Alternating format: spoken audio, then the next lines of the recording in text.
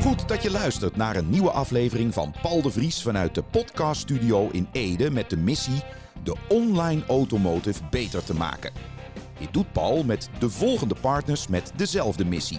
Marktplaats, Goldrip, Carmen Automotive BDC, Used Car Controller, Vinnacles en tweedehands.be.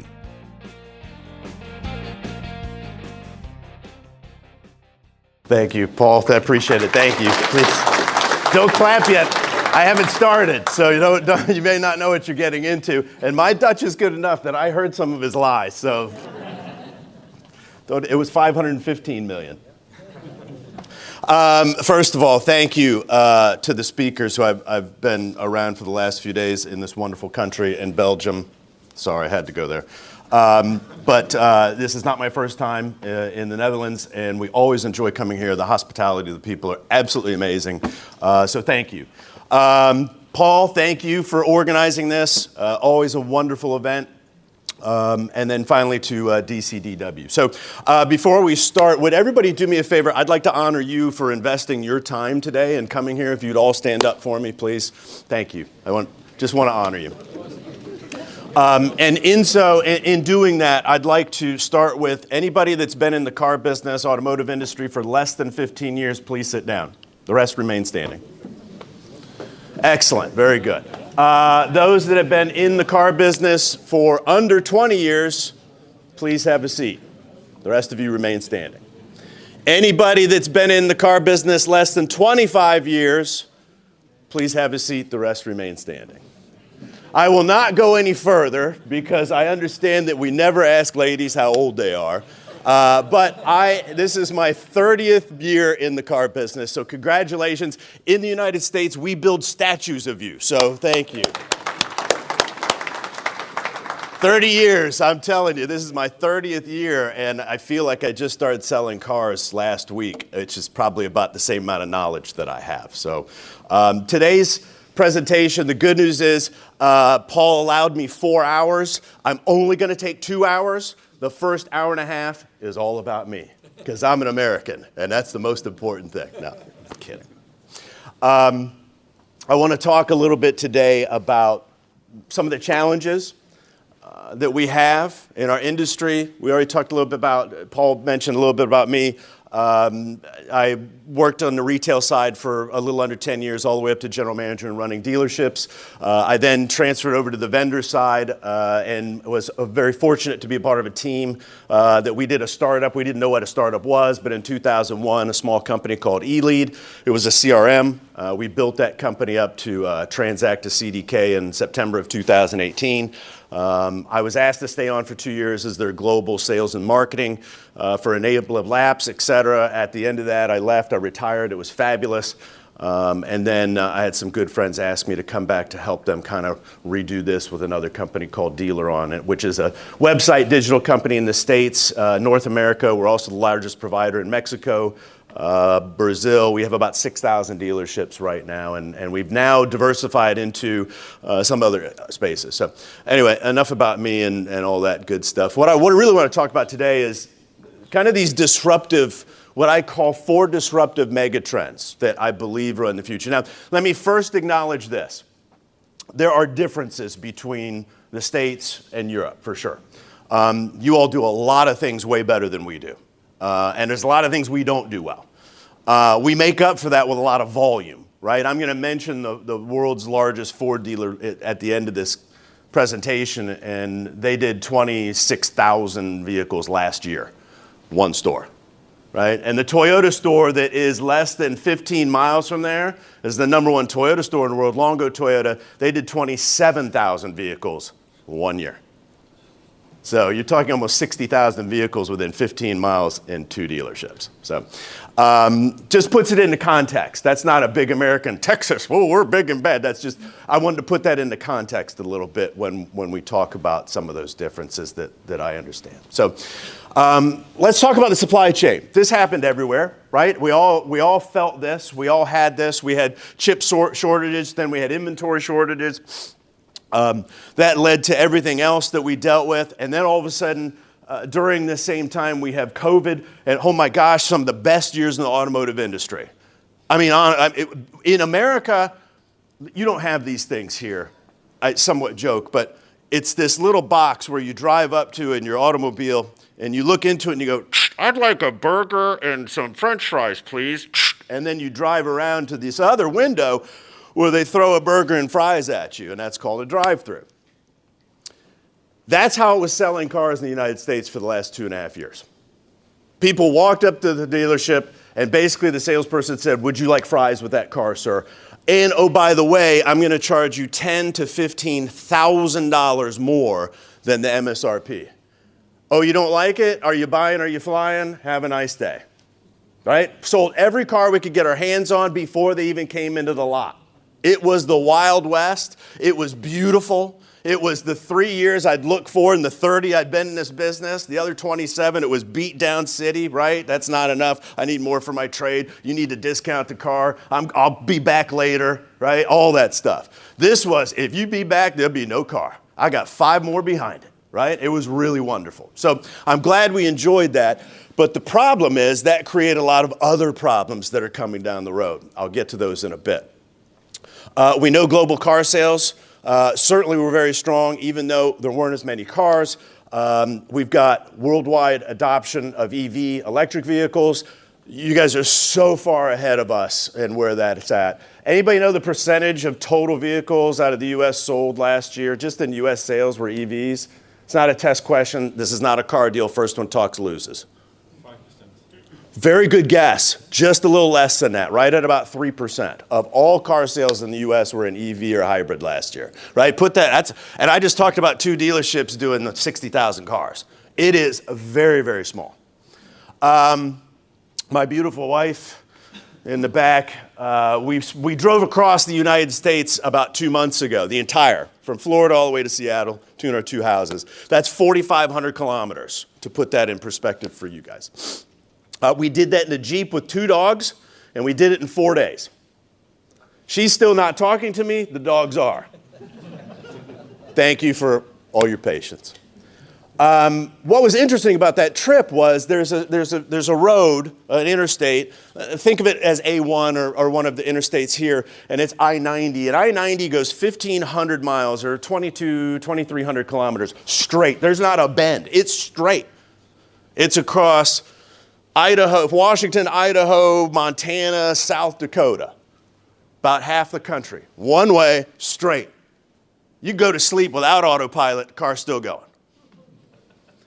Across that entire 2,200 kilometers, we saw 2 EV or hybrid vehicles. 2. This is a major artery going across the United States. Over 2 days, we saw 2. Now, of course, one of the big reasons is there's absolutely zero infrastructure in the United States to hold up for that. No charging stations. We didn't see a one. And we were worried about gas. A couple of times I was getting close on gas, like I didn't know when the next gas station was coming. So I'm giving you that information because that's how far behind it is. And take that into consideration for your economy and where you guys are at, what's happening with us and how intertwined we are in some things and how distant we are in others. If you start to believe some of these things that are coming out from the manufacturers, et cetera, about, 2030, California will not sell combustible engines. Never going to happen. They're never going to be able to stop that. Can't. The only places that have chargers are in the main municipalities. It's really, really difficult. Now, that doesn't mean I'm against it. I'm very much for it. We want that. We just don't have the infrastructure. It's absolutely impossible right now. So consider that when you look at all the things that you guys have progressed in doing. I mean, it's amazing. We drove to Antwerp yesterday, and the charging stations in the rest stops, it was like, I can't even find a bathroom or a WC in a rest stop in one of our areas. So it's really interesting. A couple other things, the technology. Everything is connected now. Everything is connected. And then you start seeing the manufacturers dabbling with we're going to have additional app upsells, right? Oh, you want heated seats? That's $15 a month. Just apply for it on your app. I don't know how consumers are going to like that. I don't personally like it. and I feel like I'm a consumer. So these are the other things. Everything's connected. So we start to think about those things. What are some of the other challenges that we have? Well, we've got technology convergence. And the last one here, this doesn't affect you all as much as it does us. So in the States, 70% of all automotive purchases are either financed or leased. 70%, 7 out of 10 cars are getting financed in some form or fashion. And what's happened to interest rates? Right? I like that. That was a good move. He gave me the slide move. I don't want to be pointed out, but they're going up. It was 1.5% 3 years ago. It's 7% now to 7.5% if you're an excellently qualified credit customer. So we're talking about massive amount of increase in interest. And oh, by the way, in the States, we carry a lot of inventory. And I've noticed that here in Holland and really over Europe over the last few years, I've seen the inventory start to rise inside the stores. I remember coming here 10 years ago and there'd be 2 or 3 cars and that was it. And it was like, hey, pick out the car, we'll order it and you'll see it in 6 weeks, right? Now there's actually stored on the lot. And we have that in the States. Well, the problem is that also costs interest. So now the dealers are paying interest on those cars that are there. So there's a couple of different things here that are putting into factor that it's a real challenge. And how do we make profit over that as we go forward in the next, year, 2 year, next one? This is some interesting stuff. This is where I started to have a little fun with it. And I think people, yesterday in Belgium, somebody said, why is he yelling at me? I said, I wasn't yelling at you. I was yelling at the crowd because I get passionate. This is really cool. I want you to look at this. The average salesperson in the United States last year, $100,000 is what they made. The average salesperson selling cars made $100,000 last year. Take that for a second, let it sink in. I have a saying. It's called average is where the point that sucks begins. Because I want you to think about what's the 1 decimal point below the average? The one that made 99,000? The majority of the people made more than they did. That sucks. Okay? That's a really, really big factor. You know what else happened? Look at this. In that same time, our turnover inside the dealerships dropped to 34%. Now, to put that in context, the average turnover 3 years ago, pre-COVID, 134%. It's constant. It's constant. You've got a top level of salespeople that are there. The top third, they stay. The next 2/3 just kind of twiddle around, depending on the timing. The bottom ones go like this. And we used to have, when I was selling cars, there used to be rules where if you were the bottom 3 salespeople that month, you were out of there. It didn't matter what you did 2 or 3 months before, or the year before. You were the bottom 3 for this month. Sorry, Charlie, have a nice day. Down the Street Motors. Steeds meer collega's gebruiken Used Car Controller. Taxeren, calculeren, publiceren of auto's verhandelen met je persoonlijke handelsplatform? Met 1 abonnement geeft Used Car Controller je controle over alle kritische gebruikte autoprocessen. Zo maakt Used Car Controller je tot de beste in je vak. Vinnacles, de leverancier van ondersteunende diensten voor de automotive. Denk hierbij aan garage- en fleet management systemen, RDW-diensten, occasion remarketing, voertuigdata en import- en exportdienstverlening. Je online leads opvolgen binnen 30 seconden? Dat kan met CallDrip. Vraag direct een demo aan. So, why do I bring all this up? Not to be negative. I want you to understand kind of the context of what is being faced right now, because we've gone through this period that really was good. I mean, we broke our arms patting ourselves on the back on how many cars we sold, how much money we made. Oh, this is awesome. It's not that great. It's going to be a little difficult. So let's look at a couple other things that go into this, right? We've got these sales reps that have made these wins simply because there wasn't inventory. We know that over half of these salespeople, at least in the United States, never sold cars outside of the pandemic. They have no idea what a negotiation is. They have no idea what somebody's going to do, and they say, no, I don't like that one. I'm going to go down the street, and I'm going to go see what they'll sell me the car for or give me a trade. They have no idea how to handle that. Over half of the salespeople in the U.S. right now. While the inventory is, what's it doing? Starting to stack up like wood for winter. Because guess what? The manufacturers weren't making all the money while it was COVID, right? It was us. And so they're pumping cars out in the States as fast as they can get them, as fast as they can get them. And that's not going to end. A couple of other things. We've got heightened competition. No more order taking to sell. Now the inventory's there. Renewed focus is going to be on basic things, much like training. I don't sell training. I don't sell anything. First of all, I couldn't close a spring-loaded door if somebody was helping me, so I'm not even trying to sell something. But I will tell you this, training is going to be very, very key, particularly in the United States in the next few years, because all of those things I just mentioned, everybody's forgotten. And all the dealers that I've ever been around, and so wonderful to participate with, have always asked me, hey, how do we get back to the basics? And I always say, well, what got you off the basics in the first place?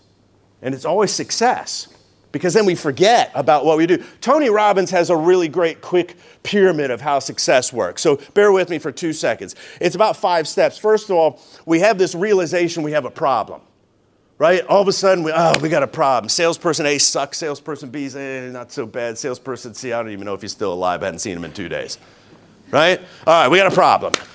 Number 2, step 2 is, okay, let's implement some type of process to change that and improve it. So now we're doing that. Step 3 is, okay, we're starting to see success with that. Does this sound familiar? And then step 4 is, we're doing pretty good. Good job. That was a great idea. Hey, you really did that well. Me? I know, thanks. It was my idea.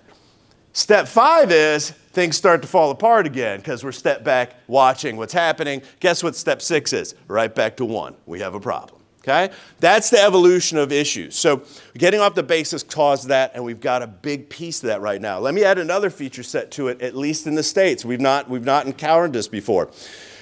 I can lose a salesperson that will go down to work at Burger King or McDonald's because they'll pay them more. We have this huge, huge opportunity right now where our hourly rate, the government hourly rate per individual has gone up to almost $30 an hour to go flip burgers. That's a hell of a lot easier than standing on the lot or trying to make phone calls all day and convince people to buy a car, right? I mean, that's, to be honest, it really is. So we have those things that are really working at us right now. It's a really interesting thing. If any of these things start to resonate, just put it in the back. And by the way, if all I want today is I want you to take one thing home. If I can give you one thing to take home that is actionable, that will help you, I've succeeded. That's all I want. I've made more money doing things for free without any expectation than anything else in my life. And I would encourage you to take that with you first. I have more money doing things for free than anything else, because I had no expectation of it coming back. Relationships, things we do, the experience I'm going to talk about with our consumers in just a little bit. Really big. The experience is a massive thing. What else? I think we should change in the States to a little bit more of a demonstrated product and product knowledge. It's not as much as we used to. We have to have that consultative approach, right? And you have to be an experience, and it's always about experience and changing that experience. I've taken delivery of so many cars, I don't even know how half the stuff on the car does, because nobody took the time with me. Probably partially my fault, because I'm like, I gotta go, let's go, I ain't got time, right? But we need to slow that down and enjoy that. Couple of things, focus on the processes, right? How fluctuating right now is the used car valuation market for you? Because in the States, something I could appraise today and look at and say the value is 15,000 euros. In 3 days, it could be 12. And another 4 days after that, the auction may come back and it could be up to 16. That's how much fluctuation's happening in the used car market right now in the States in terms of that valuation. Where does that make a problem? Well, I'll tell you this. A customer comes in today, gets that appraisal, you put the figures together, they go, I want to go home and think about it, and then they come back 2 days later and the value's dropped, and now you're, sorry, it's 12,000. Now, who do they think was to blame, right? They're not going to say, oh, it was me, I waited. They're going to look at you and say, oh, it's typical car business. Yeah, I saw those American movies. I know how they are over there. Still got my wallet, right?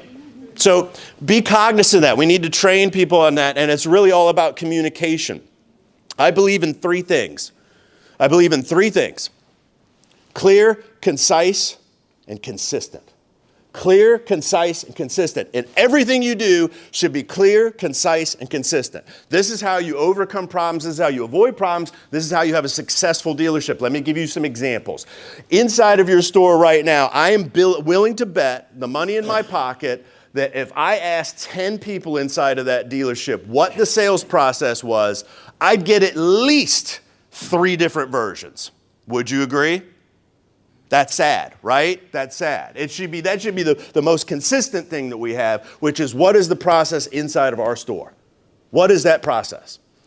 The second thing is right now, you all should have 3 things that everybody is focused on. 3 mantra. Keep it simple, stupid. That's what the Navy SEALs call it. It's KISS. Keep it simple, stupid.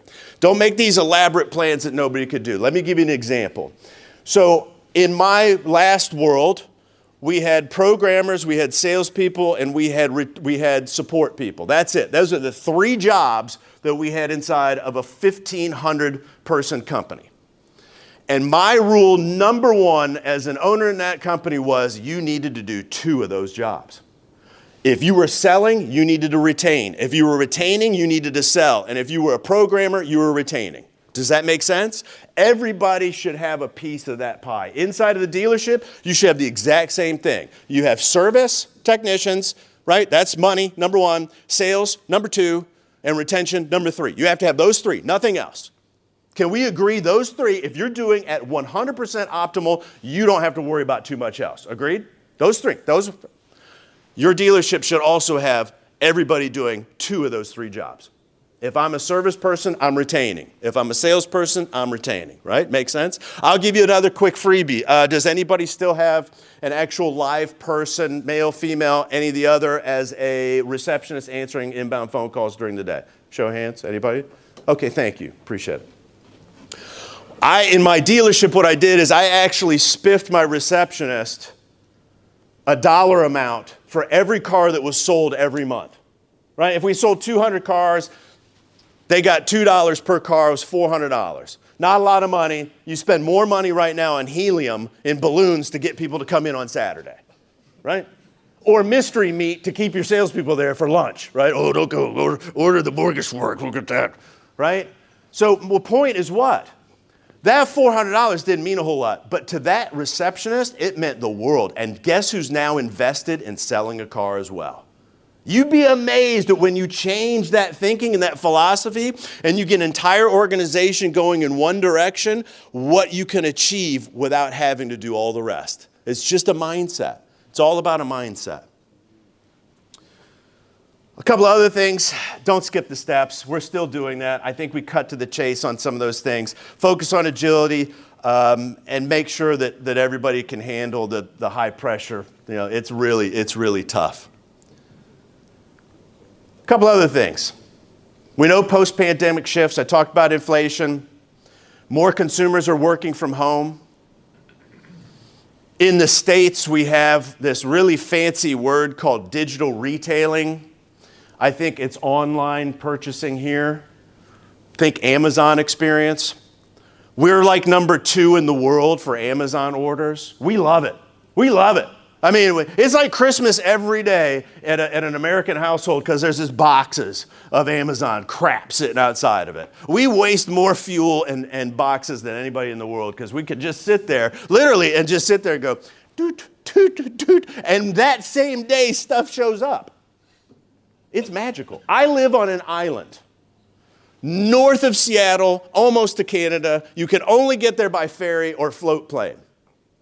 I don't like people a whole lot. Actually, it's my kids. They got to call before they come. No, I'm kidding. We get Amazon deliveries same day on an island, right? It's that easy. Why am I giving you this as an example? Because what I want you to do, in the States, we decided to call this digital retail an opportunity where we could purchase a vehicle away from home. And this is the pitch. I want you to imagine the pitch. Boy, oh boy, ladies and gentlemen, down here at ABC Motors, you can stay at home in your pajamas, in your socks, on your couch, watching TV, in front of the fireplace, and buy a vehicle with the comfort of your own home. No pressure, no nothing. Help yourself. Follow these easy things. Come to our website, click a button, and a car will show up. Can you smell the car smell now? Come on, folks, down to abc.com, right? So now here's the American consumer. They do that, feet up, socks, fireplace, head knit. Okay. Oh, what? I have to go pick up the car. I have to go sign the paperwork. I have to go give them the money. So now, what ends up happening is I sold them this Amazon experience, which everybody in the state says, but imagine how the experience really is. I told them all this, so they went on Amazon, they ordered their package, then they had to get up, get in their car, and drive to the Amazon warehouse to pick up the package. Not the same, is it? No. So think about that when you're doing your marketing and your communication with online shopping, right? It's online shopping. It's payment shopping. It's he's the vehicle. It's all that. There's really not a way to do a full vehicle purchase and actually have it delivered online. It's very, very small amount. Last year in the U.S., less than 1% did it. During COVID, at its height, less than 2% did it. And this is with dealerships shut down.